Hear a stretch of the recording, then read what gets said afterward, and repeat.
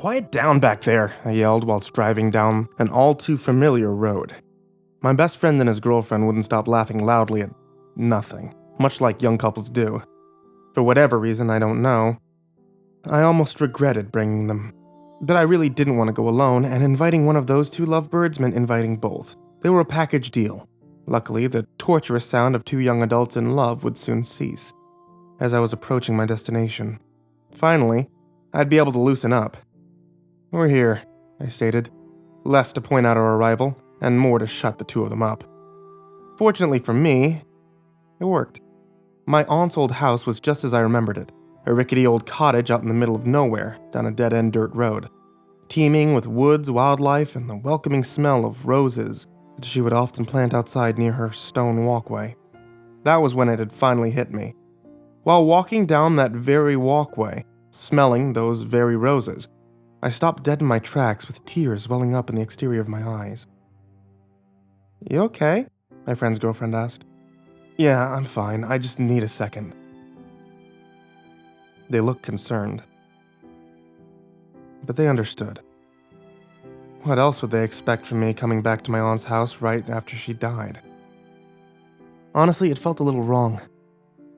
I may have been her favorite nephew, but after leaving me everything in her will, including her cottage, it seemed wrong to come here so soon. The service was held just a day prior. I knew everything that she had wasn't much. I knew I wasn't really here to collect on my inheritance. But I still felt bad. And at this moment, I felt even worse. The memories I had of her were being dredged up with every step down her walkway towards the front door. I hadn't seen her since I was 10 years old, but I could play every memory in my head like a movie. I was very close to her in those days. She might as well have been my mom. My actual mother cared for me, but she wasn't exactly loving like my aunt was. I remember her coming here after school to some cliché milk and cookies. Instead of watching television like a normal kid, she didn't own one, I would listen to my aunt play the piano for hours on end. We would sometimes go bird watching or work on the garden. Things that I have not done since then. These were some of my most treasured memories, but much like a treasure, I kept them locked up and hidden for many years. Until now. I stopped dead in my tracks again before reaching the door. "Seriously, are you okay?" my friend asked this time, seeming very concerned. He had never seen me like this before. "I'm fine. Why don't you two take the hike that you were talking about? I'll go in and take a look around. You guys can meet me back at the car later." "If you say so." He seemed worried, but also a little distressed, probably wondering why I brought him here in the first place if I was just going to send him away while I took care of things. It's true that I wanted someone here, but now that I've arrived, and now I have to do this alone. My friend and his girlfriend took off down a trail in the woods. I was left standing there looking at the house that I had not seen in such a long time. The feeling that had overcome me was so strange, hard to put into words. It was more than grief. It was a greater sadness. It's funny. If my aunt could see me now, she probably wouldn't have even recognized me. I was tall, bearded, wore glasses, all of which obviously were not true of my younger self. This just made me sadder. With one last deep sigh of emotion, I marched in and reached for the handle on my aunt's front door. My aunt did not have locks on her doors or windows, including the front door. The house was constructed so long ago it was not even built with them. Sure, she could have had some installed since, but she wouldn't need them out in the middle of nowhere. She brought it up one of the first times that I'd stayed with her, saying, "Trust the world and it will set you free." And I was a kid. Hearing her say this made me feel safe.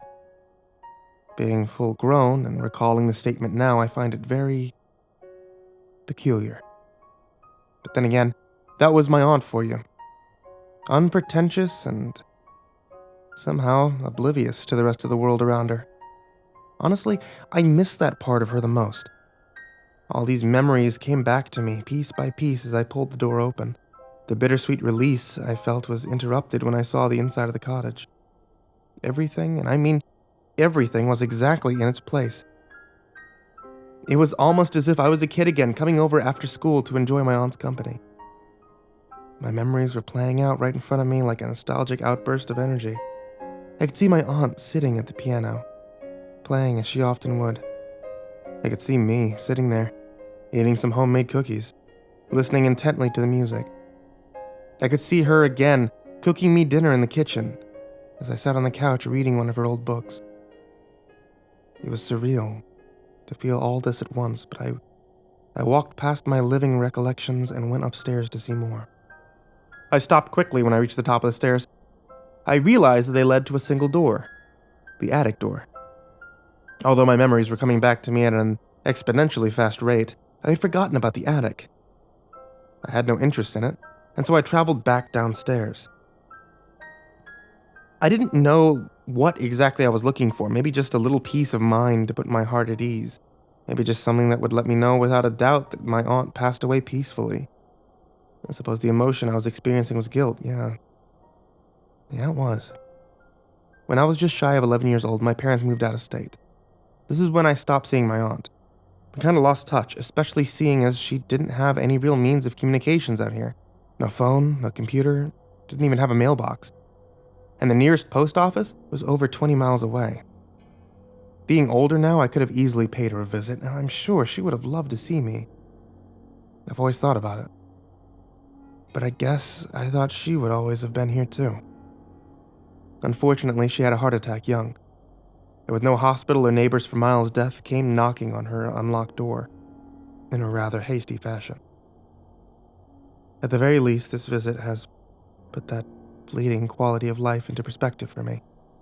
At this point, this was probably the only thing that I would take away from this place. I may just leave it here to rest in peace, having found a little bit of closure to take home with me. As I made my way down the stairs and back into the living room, I noticed something. I was in such a hurry to escape my corporeal memories that I didn't notice this before. It was a desk. The desk where my aunt would sit and write for hours at a time. She said that it helped her experience the world outside of her cottage, by writing about how she imagined and wanted it to be. The more and more I remembered my aunt, the more I could see how isolated and somewhat unstable she really was. She was odd, but I loved her just the same, and even now. What I had not noticed upon entering the house was that the desk drawer was open. I looked inside and found a single sheet of paper with my aunt's handwriting on it. This is what it said. To my dearest nephew, if you're reading this, then the cold tides of death have swept me away, once and for all. I know that we've not seen each other since you were a child, but I hope you still think fondly back on our time together. I was happy to look after you, and I know that you are happy to spend time with me. I don't want you to be sad, or feel off-put about my death in any way. This is how it was, and in turn, how it was meant to be. I'll always hold you dear in my heart, even after passing, and I'm sure that you'll do the same for me. I want you to live freely despite this, and enjoy each and every moment of your life, just as I did mine. I'll see you again someday, and I look forward to it. Trust the world, and it will set you free. P.S. Don't go in the basement. I shed a single tear reading this passage, knowing that my aunt wanted me to find peace in this old house. The very closure I was looking for, in this very desk the whole time. The elation I felt almost distracted me from the postscript at the very bottom of the page. Don't go in the basement. The last sentence had just now sunk in, and I noticed how out of place it was. Don't go in the basement. Why not? Was my aunt hiding something? If so, what was it? Without further ado, I headed over towards the basement door with the letter in hand, knowing that the answer I wanted was down there. I took one last look at the letter before opening the door. Don't go in the basement.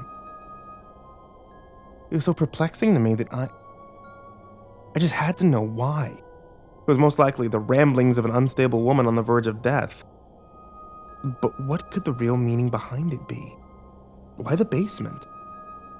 Why me?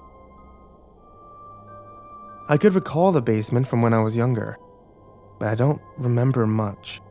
I had only been down there once. My aunt was outside gardening while I was inside reading one of her books. I grew tired of reading and set the book down on her desk. Soon after, I began wandering around the house out of boredom. I walked around the entire cottage rather quickly, making sure to avoid the stairs.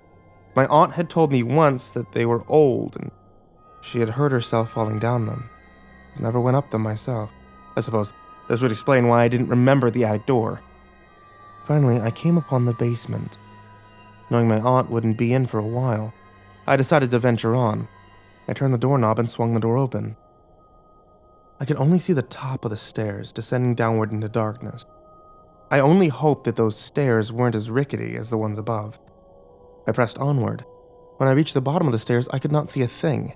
I started scrambling around looking for a light, and after a few moments, I found an old string light in the middle of the room. I pulled the switch and the room lit up, however dimly. What I saw disappointed me. It was a typical basement, only smaller.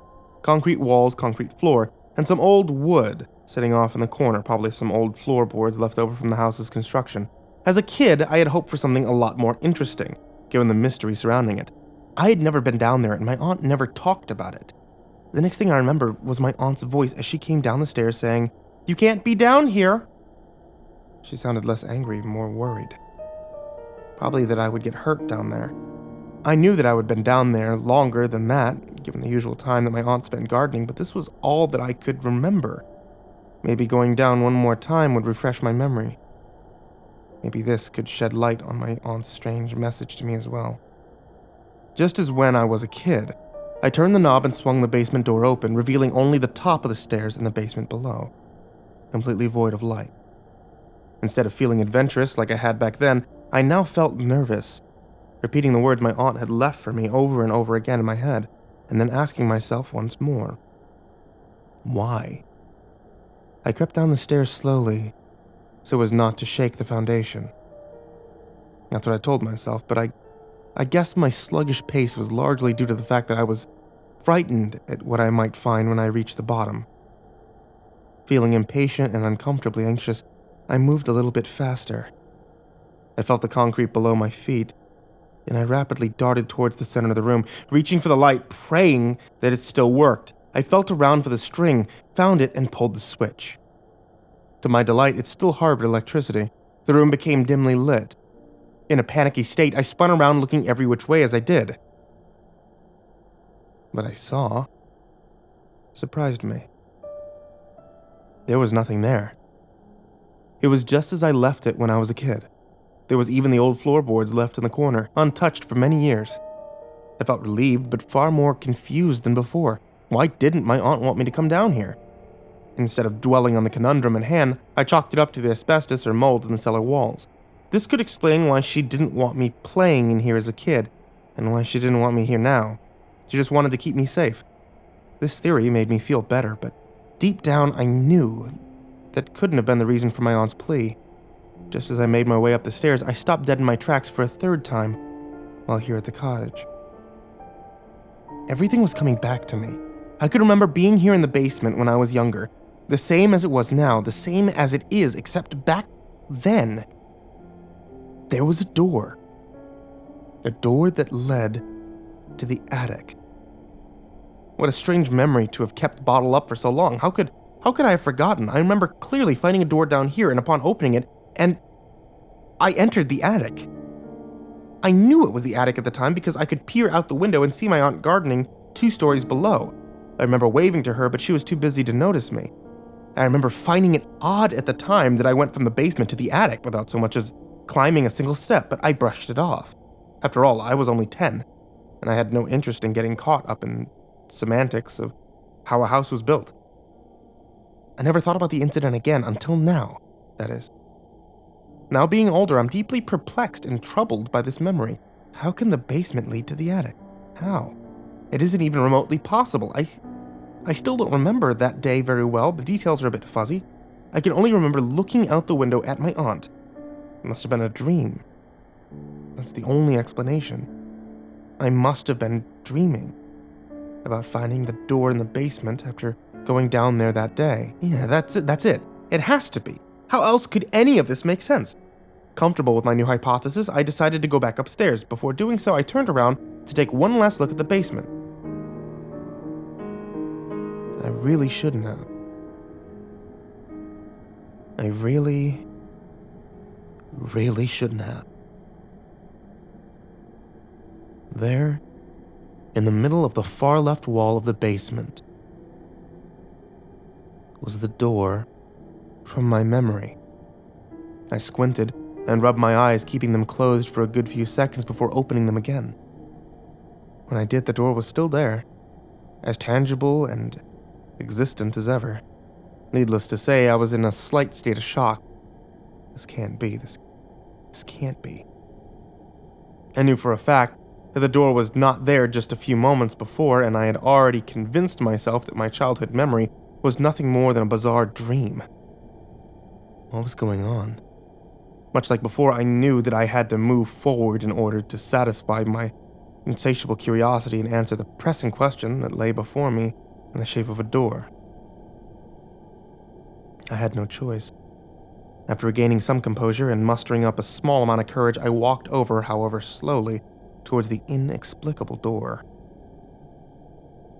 My unhurried movements mirrored my hesitant and frightened exterior, allowing me to stall for a moment while I searched for some nerve to actually open that door. Unfortunately for me, the basement was small, and the space between me and the door was quickly covered in a matter of seconds, despite my slothful movements. The moment of truth was upon me. I took a deep breath, turned the knob, and pressed the door open, letting the momentum take care of the rest. This was it.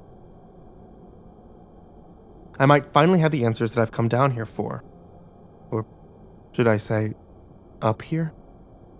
I couldn't be certain at this point. The only thing I was sure of was the beating in my chest. As the door opened, I became focused on nothing but my field of vision. What I was about to see would shed some light on the questions that have been raised since arriving at my aunt's house. The door creaked in an eerie manner and revealed the room behind it. Lo and behold, the room was none other than the attic. It was just as I remembered it, the window and all. How could this be? The sunlight from outside came through the window and lit up the room brightly, leaving me awestruck. I walked forward to look outside, just to make sure that this was really happening, to make sure that this was indeed the attic, and that I hadn't gone completely crazy. After peering out the window, that question was still up in the air. 2 stories below was my aunt's yard.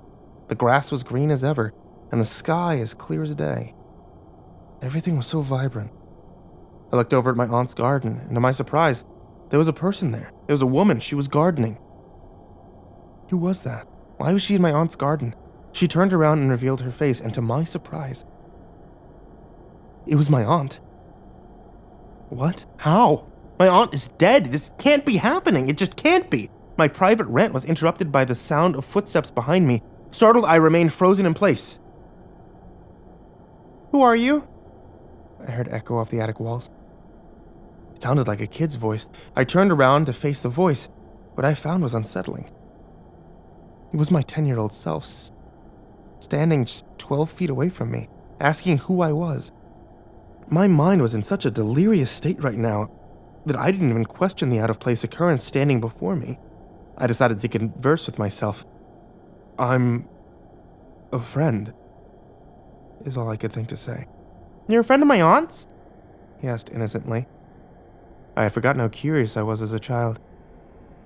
Yes, a very dear friend. My younger self walked over to look out the window where I was standing.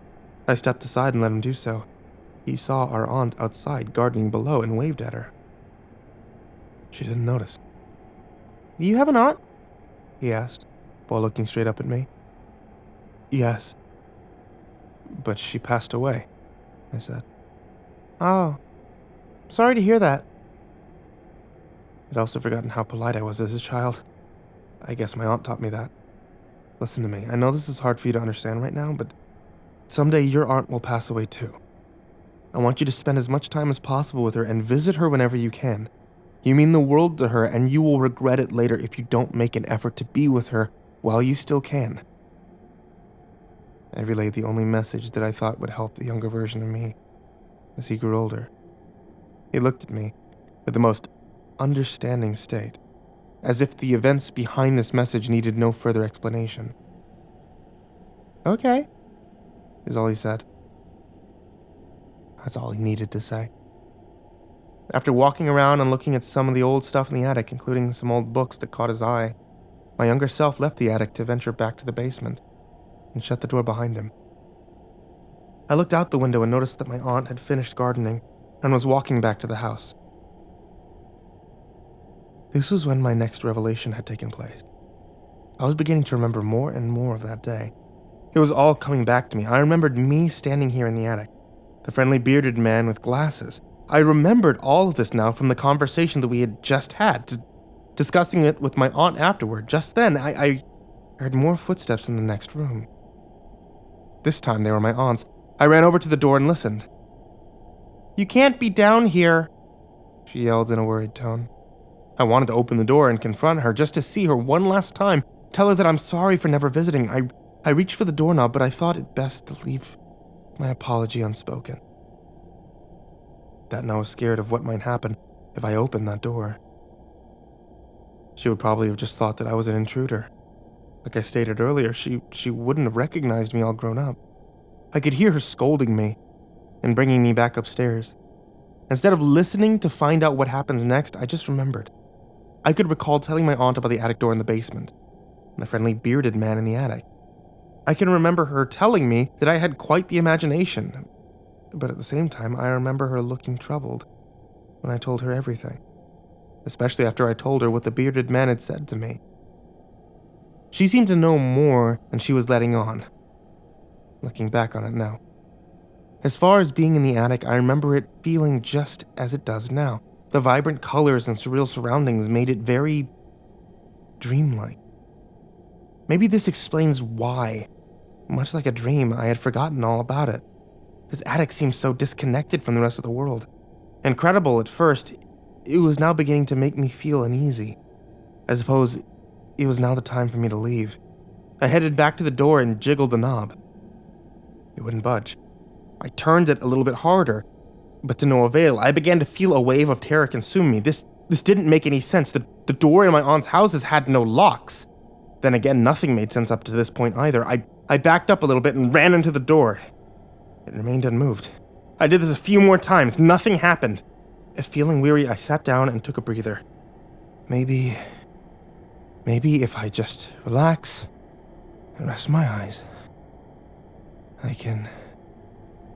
Before I knew it, I had fallen asleep. The otherworldly properties of the room may have been attested to this.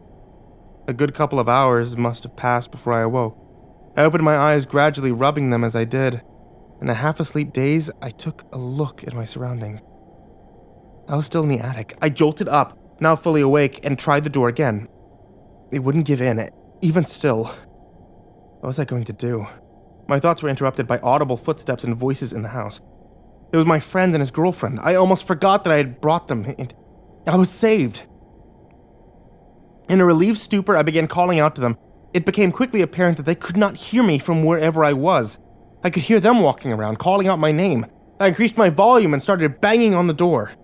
"I'm in here, guys!" I yelled, still not knowing whether I was below or above them. They still couldn't hear me. I began to panic. I started screaming at the top of my lungs, banging as hard as I could on the attic door. I still received no response. With a dead voice and pained hands, I simply gave up. I put my back against the wall and slid down into a sitting position. With a few tears streaming down my face, I just sat there and listened as my friend and his girlfriend conversed from within the house. Where could he be? He said that he would meet us at the car, and he wasn't there. If he's not in there in the house, then where else could he be? My friend asked his girlfriend. Did you try the basement? He asked. Yeah, there's nothing there but some old floorboards. What about the attic? Tried there too. It's just filled with a bunch of old dusty antiques. We'll have to call the police and have them look for him. He must have gotten lost in the woods looking for us. I appreciated my friend's girlfriend's effort, but I knew they would heed no results. As they made their way out of the cottage, my heart sunk. If he had already been in the basement and the attic, then where was I? My mind was racing. I came here looking for answers and I found none. Instead, I'm trapped in an attic for what I can only guess would last an eternity. I quietly sobbed in the corner when I remembered something. As a kid, I looked at some old books up here. I could only remember the title of one of them. It was called A Rough Guide to Witchcraft.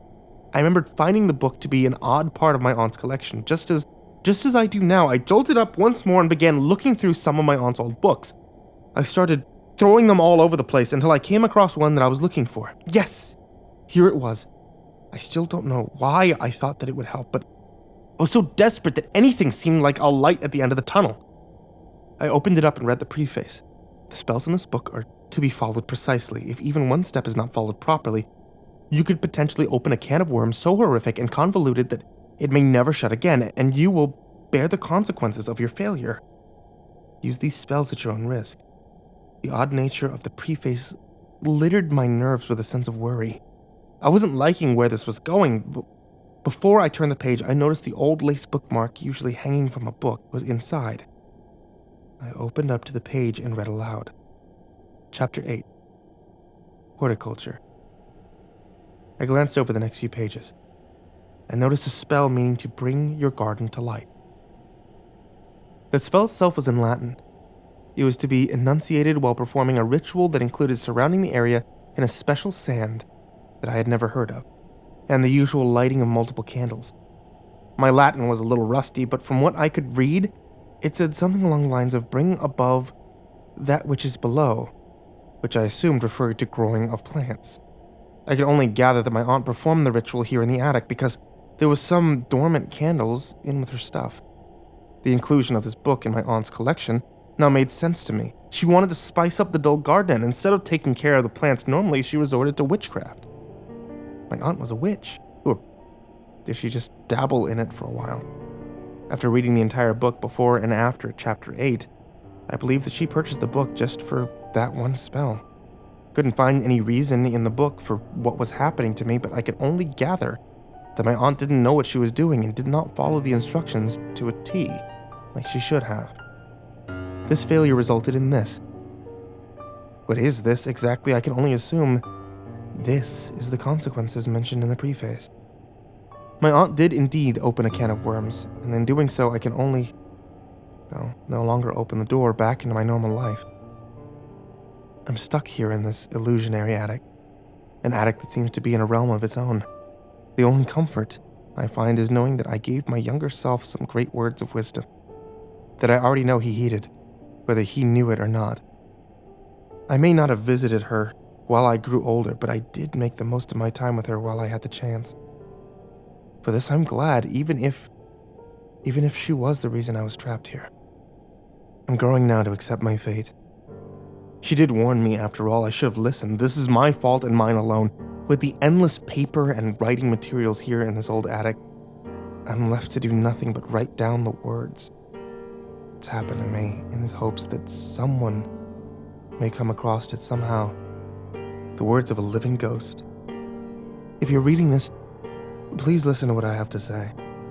Your time here is not boundless, and at any moment, the horrid hand of the unknown may come knocking at your door, there to bereave your loved ones and steal you away from your blissful ordinary existence. The cause of this sudden upheaval will most likely be death, or in my case, something far worse. Last but not least, if you are ever in this neck of the woods and you feel a need to stop in and say hi, go right ahead. I can't promise that you'll get a response. I just want you to remember two things. Your life is fleeting, so spend your time wiser than I did mine. And whatever you do, don't go into the basement.